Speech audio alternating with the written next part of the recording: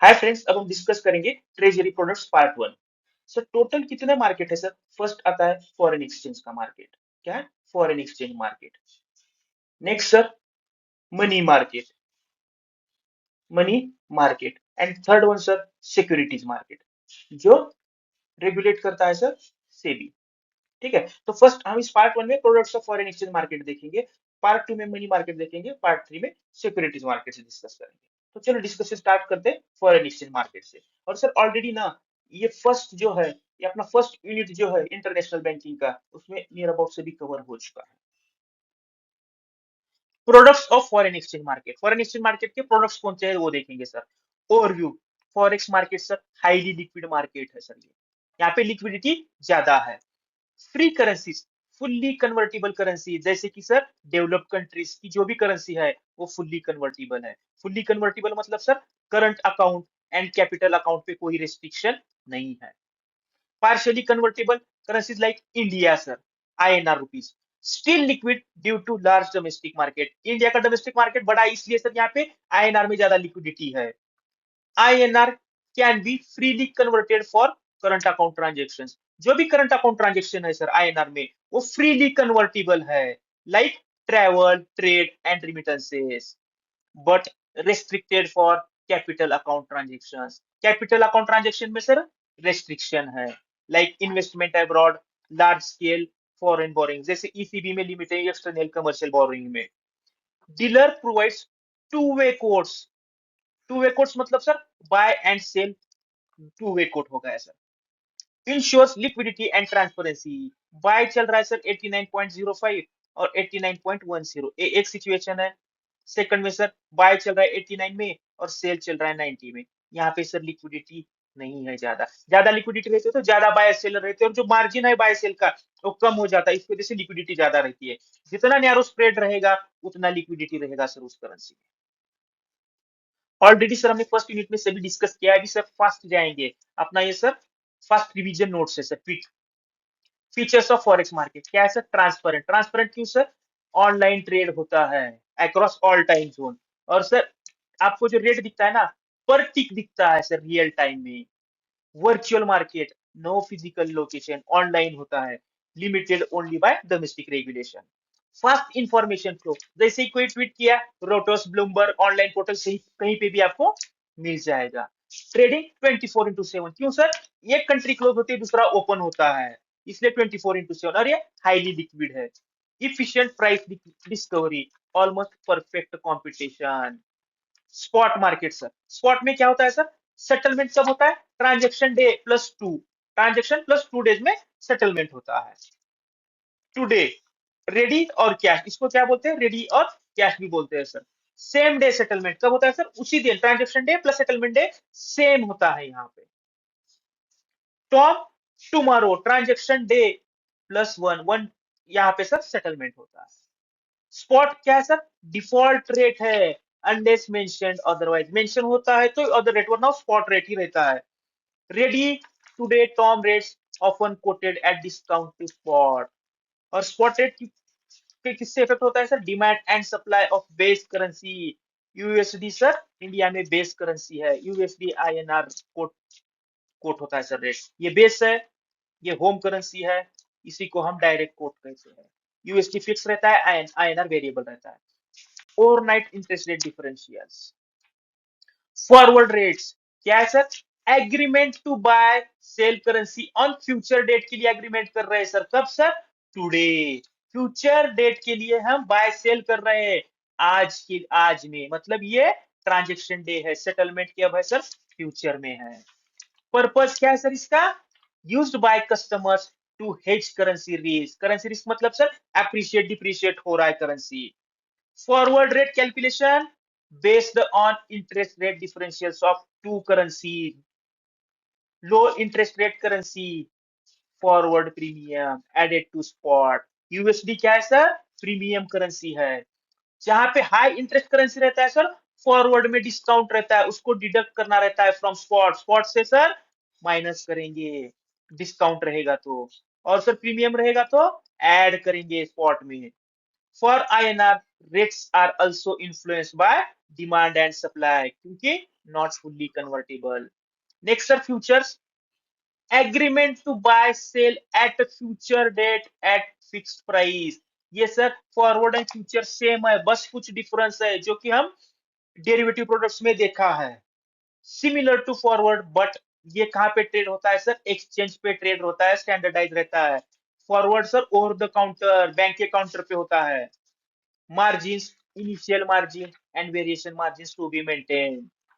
Usually no physical delivery, cash में settlement होता है सर, इसमें फिजिकल डिलीवरी नहीं होता। फॉरवर्ड में फिजिकल डिलीवरी है, forward physical delivery, settled bye opposite trade. Exchange की गारंटी रहता है सर, इसलिए इसमें काउंटर पार्टी रिस्क नहीं। मिडल में कौन आता है सर?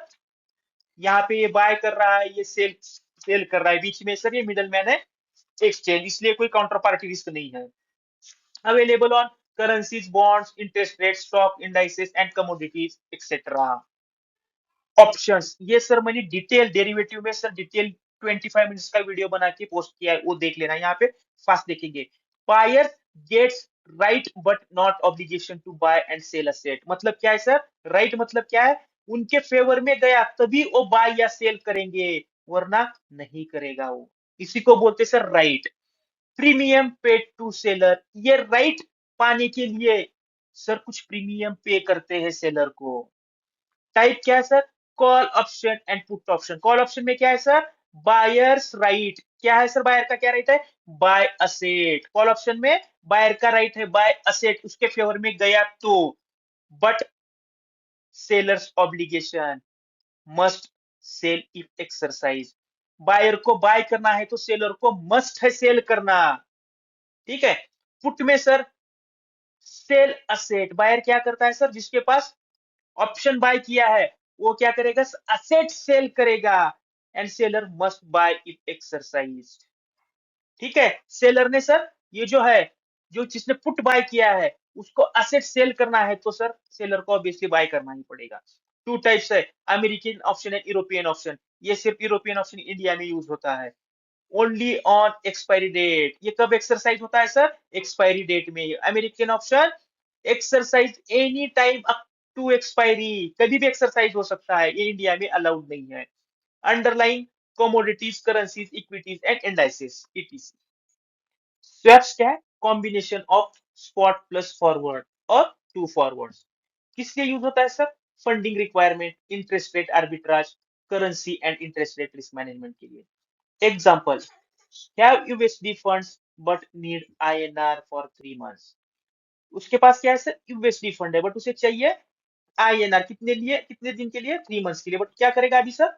स्पॉट में क्या करेगा? यूएसडी सेल करेगा। तो क्या है सर? उसे आईएनआर मिलेगा। ठीक है, उसका रिक्वायरमेंट आईएनआर का खत्म होगा। फॉरवर्ड में क्या करेगा sir?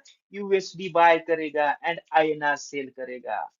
USD bye INR cell करेगा फॉरवर्ड में। ये होगा सर स्वैप।